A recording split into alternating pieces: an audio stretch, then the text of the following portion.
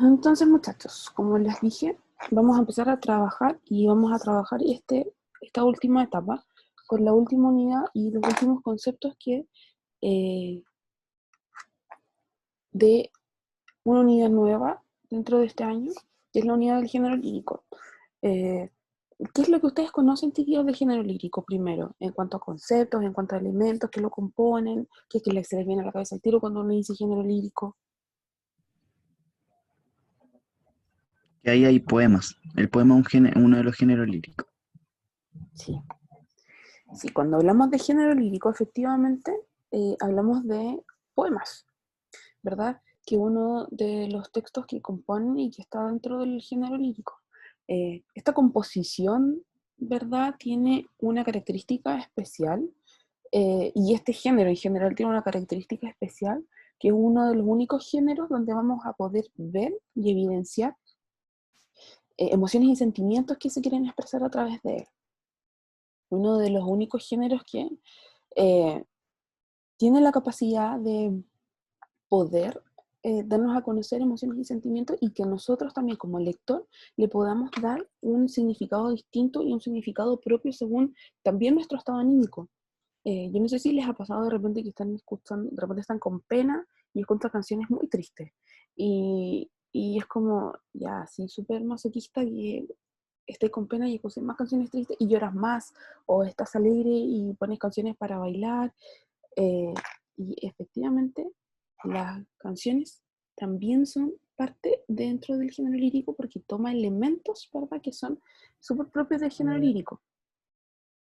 Eh, Elementos como la sonoridad, ¿verdad? Esto que hace que cada vez que nosotros estemos escuchando una canción se nos quede pegada de repente porque tiene esta igualdad de sonido que ayuda a que sea bien pegote y estemos repitiéndola cada rato. Entonces, todos estos elementos los hacen propios del género lírico. Entonces, muchachos, el objetivo de hoy día es que nosotros podamos identificar los elementos internos del género lírico, ¿ya? Yo no sé si se acuerdan que en el género dramático nosotros eh, estuvimos y lo dividimos en dos partes, en los elementos internos y los elementos externos. Vimos la parte, cómo se componía, la parte interna, la parte ya más como de base de estructura, y vimos la parte que podíamos observar dentro de una obra también. En el género lírico vamos a ver algo muy similar. Vamos a identificar los elementos internos del género lírico, específicamente en la clase de hoy día. Nos vamos a centrar en eso. Y la próxima clase ya vamos a ver los elementos externos, que es esta parte como más visual de cómo se compone un poema. ¿Ya?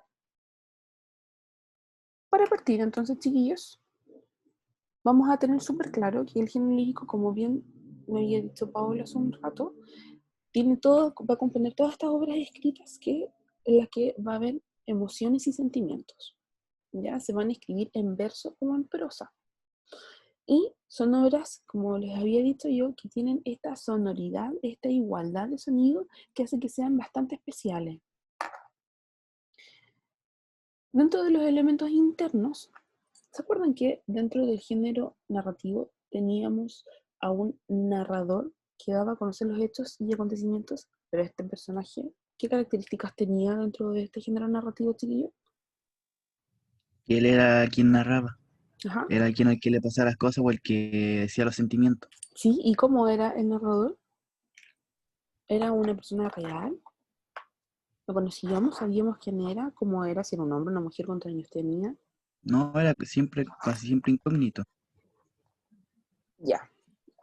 Como bien dices tú, Paolo, el narrador, dentro del género narrativo, era un ser ficticio, creado por el autor, que narraba los hechos y los acontecimientos. En el género lírico nos vamos a encontrar con alguien parecido, pero bien, se llama hablante lírico. Y el hablante lírico, chiquillos, es un ser ficticio creado por el poeta, quien es quien escribe la poesía, ¿verdad? Que nos va a dar a conocer los hechos, o sea, digo, los sentimientos y las emociones a través de la poesía, ¿ya? Este ser ficticio nos va a comunicar todos los elementos que acompañan una obra lírica, y que nos va a determinar distintos aspectos del poeta, ¿ya? Eh, vamos a poder identificar esta vez si se está refiriendo a la poesía o si el poeta se quiere referir a un hombre, a una mujer, qué características tiene, eh, etcétera, ¿ya? El objeto lírico, por otra parte, chiquillos, es, como bien yo les puse acá, es el elemento, es la persona, es el animal, es la cosa que inspira que el poeta escriba la poesía, ¿ya? Como bien dice ahí, un objeto, un elemento. Eh, yo no sé si ustedes conocen o se han dado cuenta que Pablo Neruda es un poeta que escribe poesías a los elementos, ¿ya? Esta escritura a las poesías, esta escritura a los elementos, a la cebolla, al caldillo de congrio, le escribió, se llaman odas, porque son parte de alabanzas. Él dice que, pucha, que el caldillo de congrio, que no hay una comida más maravillosa, más exquisita en el mundo que el caldillo de congrio. Eh, que la cebolla, su particularidad es, como ustedes bien saben, que eh, está por capas y cada una de estas capas, ¿verdad?, representa una emoción y algo distinto. Entonces, eh, estos elementos a los cuales se va a referir el poeta se va a llamar objeto lírico, ¿ya? ¿Qué puede ser el objeto lírico? Una persona amada, que elegir una poesía a alguien a quien se ama mucho. Puede ser un paisaje, un lugar. Puede ser una cosa, un animal, un objeto, como lo hace Pablo Neruda, a la primavera, la patria, etcétera. ¿Ya? Y eso es parte de...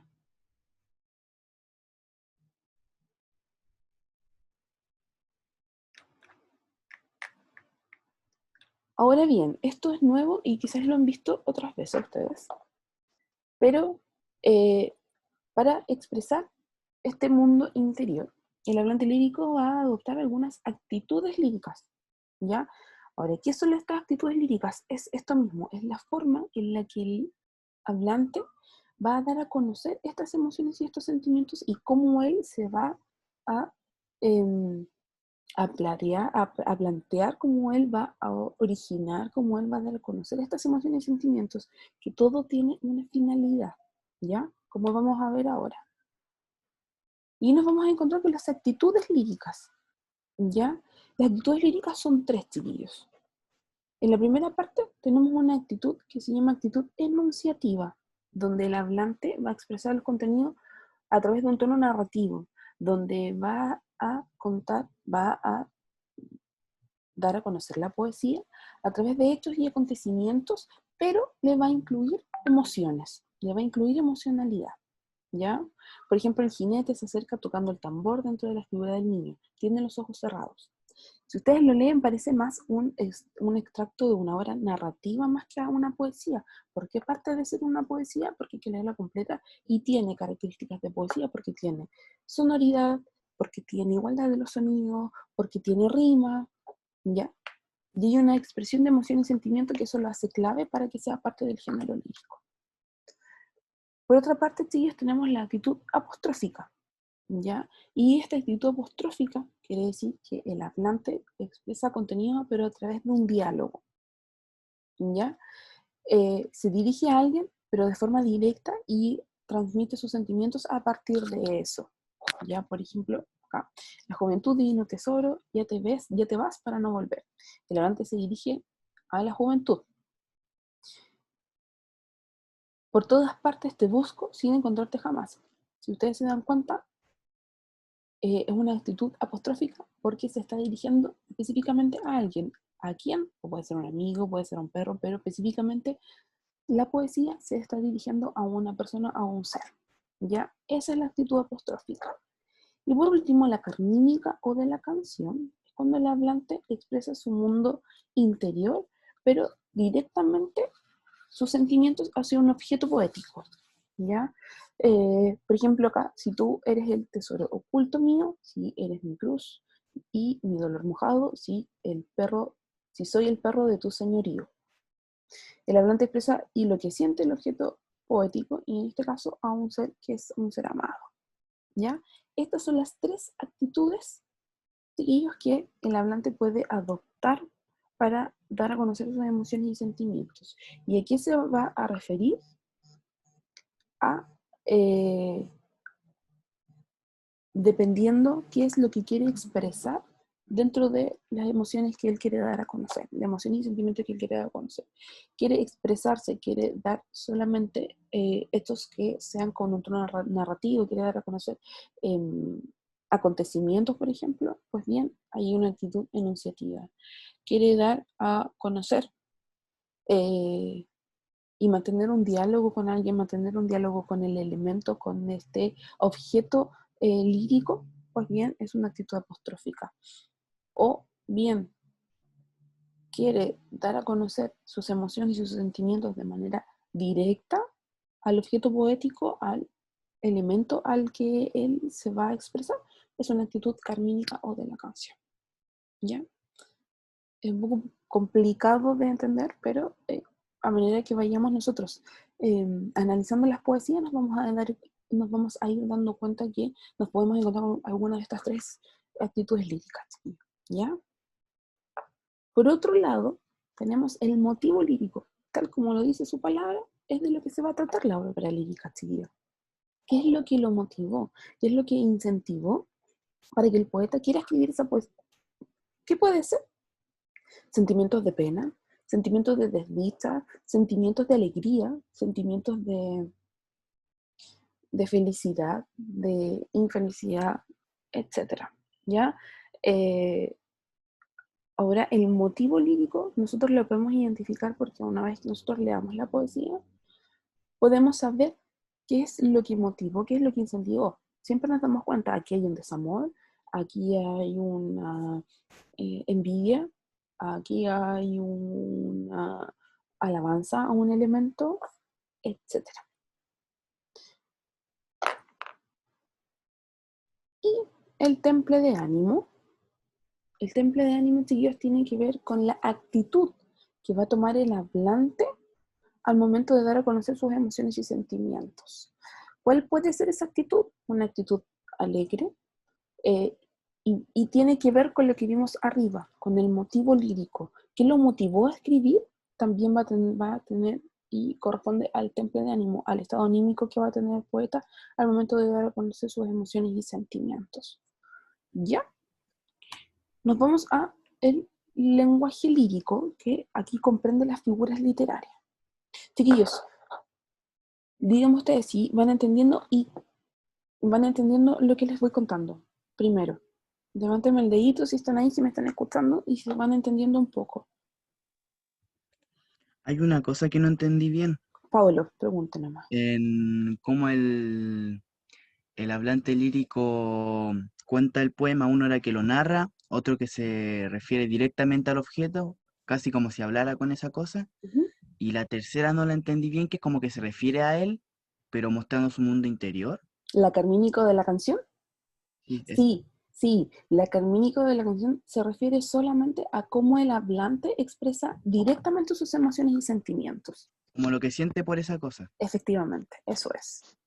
Ah, Cómo se siente por el objeto lírico o cómo se siente por en este caso, qué le produce el objeto lírico. Eso ah. es. El motivo lírico y el temple de ánimo son como casi la misma cosa. El motivo lírico es la intención que el hablante tuvo para escribir esa poesía y el temple de ánimo es el estado anímico que el poeta tiene para escribir la poesía. Ah, ¿Ya? Los dos están súper ligados porque efectivamente si tú estás muy triste, vas a escribir una poesía que va a dar a conocer eh, la pérdida de un ser querido, por ejemplo. o sea, el ¿Ya? motivo lírico y el temple de ánimo en los dos va a ser triste. O Claro, des- puede ser, claro, puede ser, pero es que, por ejemplo, el motivo lírico puede ser la pérdida de un ser querido. Y el temple de ánimo, obviamente, va a ser Tristeza. tristeza. Y Ah, el nosotros motivo podemos lírico. identificar cuál es el motivo, porque, por ejemplo, si va a ser una poesía de cumpleaños de alguien, ¿ya? Del aniversario de alguien, de un cumpleaños. El motivo lírico va a ser eso, una celebración, un cumpleaños. Y el temple de ánimo, ¿cuál podría ser? Felicidad, Claro, alegría. claro. Entonces, los dos efectivamente están ligados, los dos conceptos sí están ligados, pero no van a ser lo mismo, o no deberían ser lo mismo, porque uno es la motivación que tuvo, qué elemento es lo cautivó para que pudiese escribir la poesía, y el otro va a ser el estado que el hablante va a tener para dar a conocer sus emociones y sentimientos. Mm, ¿Se entiende mejor ahora? sí. Cuando podamos analizar una poesía, lo vamos a hacer la próxima clase, y nos vamos a dar cuenta bien em, cuáles son y cuál es la diferencia de los dos. Pero aunque ahora cuesta un poco entender y analizar los conceptos sin tener como el ejemplo vivo de una poesía. Eh, Imagínense, ya nos quedan 6 minutos de clase, entonces es como la próxima clase vamos a verlo y vamos a analizarlo para que ustedes vean bien esos elementos propios. Eh, pero ¿Ya? efectivamente son cosas que van como de la mano una de otra. Danitza. ¿Va a dejar alguna tarea? Sí, ahora vamos. Todavía nos falta una parte. Ahora vamos. Nos vamos a las figuras literarias, chiquillos. Que es como dentro de la poesía como lo más conocido, como lo más popular, entre comillas, ¿ya? Eh, las figuras literarias, chiquillos, son recursos poéticos, son recursos que utiliza el poeta para dar emocionalidad, para dar belleza con el lenguaje. El lenguaje, si ustedes lo usan normal, así es como dar a conocer elementos, es como dar a conocer narraciones, es como es un recurso que nosotros utilizamos para comunicarnos. Pues bien, dentro del género lírico, las figuras literarias son un recurso súper necesario para embellecer con el lenguaje, para darle esta emocionalidad que tanto necesitamos que a nosotros nos llegue, para dar a conocer estas emociones y sentimientos, para dar a conocer todas estas expresiones que son de mucho más poéticas, mucho más lindas, mucho más bellas dentro del lenguaje. Entonces nos vamos a encontrar con 3 grupos de figuras literarias, ¿ya? Un grupo, que es el primero que va a apuntar al sonido como un recurso del lenguaje. Nos vamos a encontrar con otro que va a modificar la organización lógica del lenguaje. El perro ladra muy fuerte ladra el perro, por ejemplo, que es un desorden que se hace.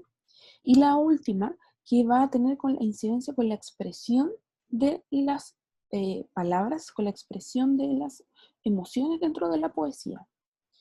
Entonces, las primeras que apuntan al sonido como un recurso del lenguaje, pues nos vamos a conocer a 2.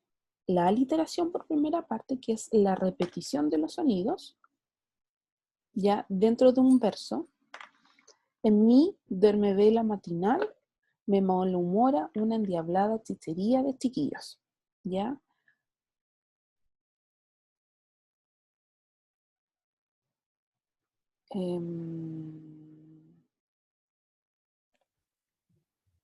Benja, ¿qué onda? Sí, está durmiendo.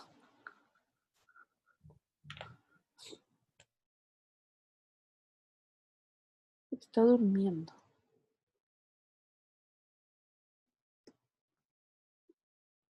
Y se quedó dormido con el teléfono pegado a la cabeza. Lo peor de todo es que yo voy a subir esta clase y va a aparecer durmiendo en YouTube.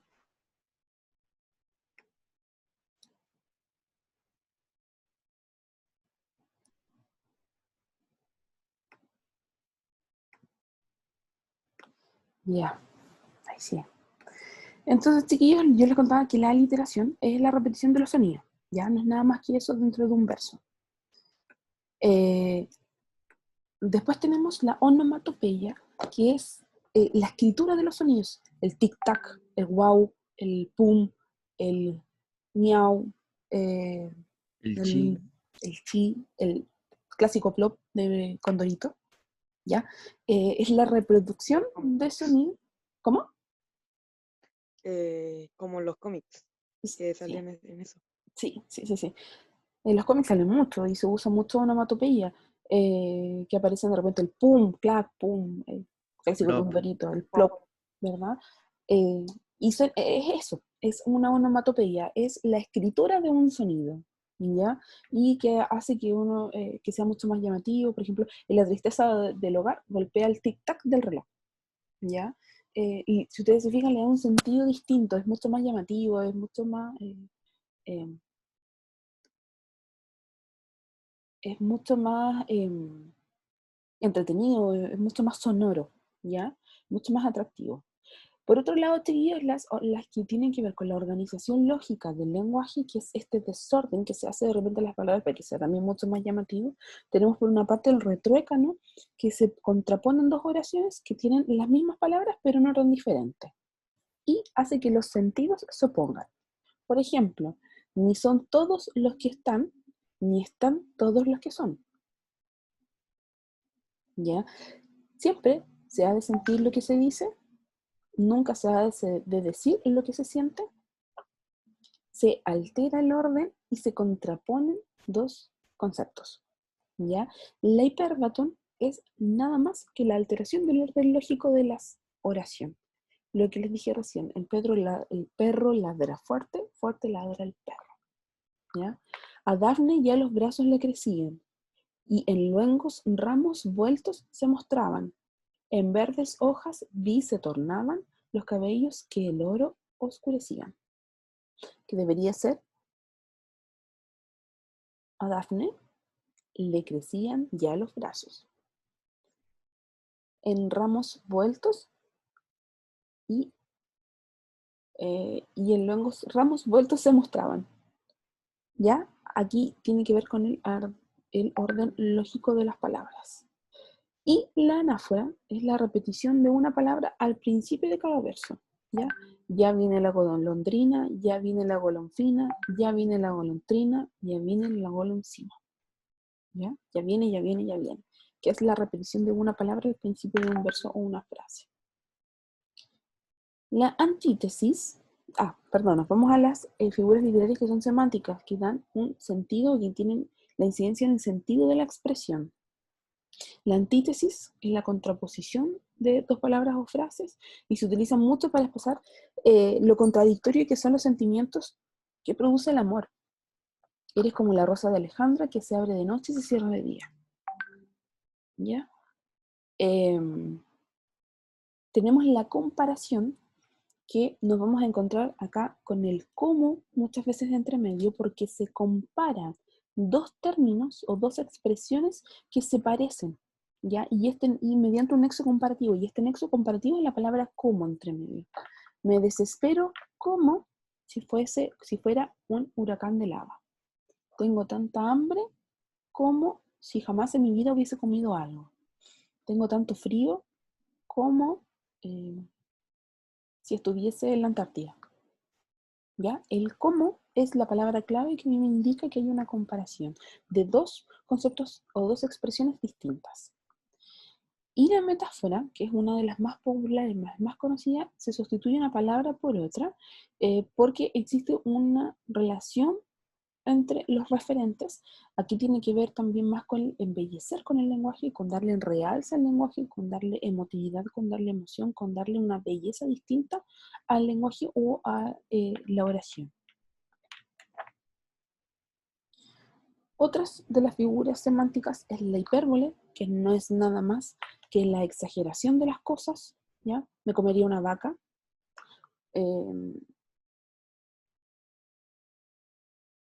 Las más veces me entrego, otras resisto, con tal furor, con una fuerza nueva, con un monte puesto encima rompería. Es nada más que la exageración de las cosas. La sinestesia, que tiene que ver con unir dos sensaciones que son completamente a campos sensoriales distintos. ¿Ya? ¿Sabes si alguna vez tus labios rojos queman invisible atmósfera abrasada? ¿Ya? Acá se está uniendo la sensación de los labios rojos con el fuego. ¿Ya? Que el alma que hablar puede con los ojos, también puede besar con la mirada. Y por último, la personificación, donde le vamos a atribuir características humanas a seres que son inanimados, a seres que no tienen vida. ¿Ya? Ni he pretendido alargar esta muerte que ha nacido.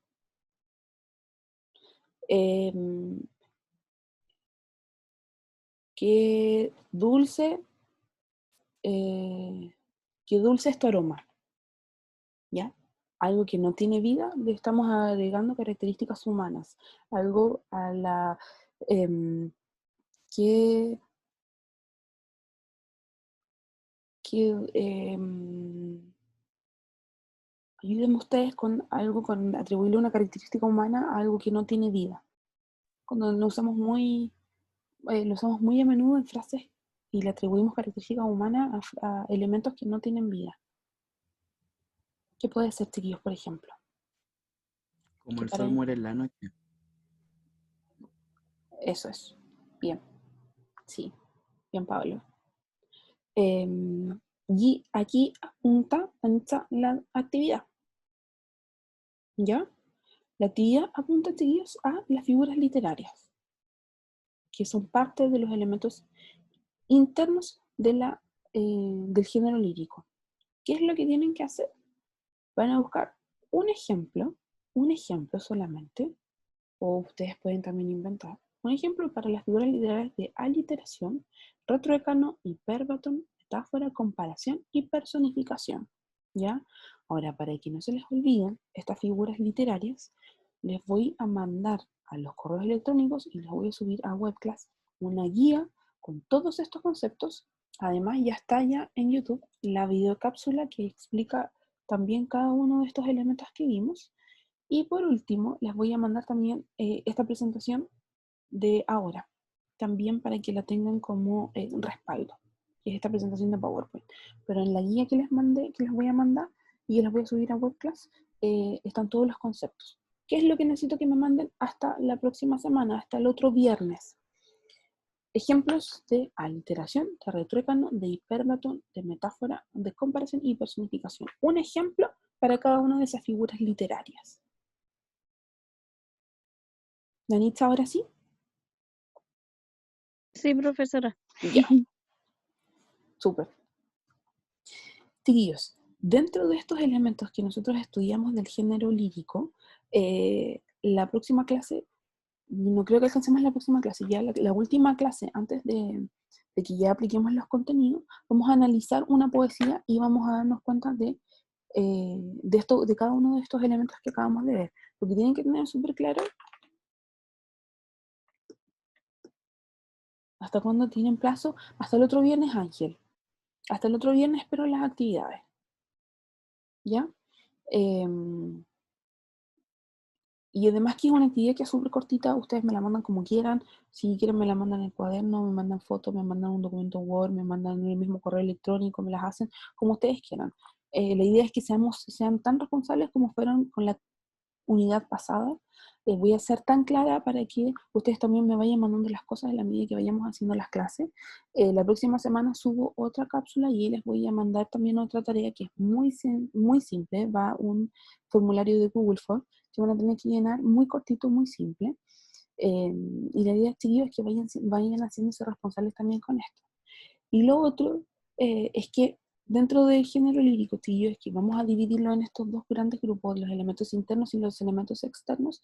Súper necesario que nosotros vayamos analizando cada uno de estos elementos dentro de una poesía. ¿Ya?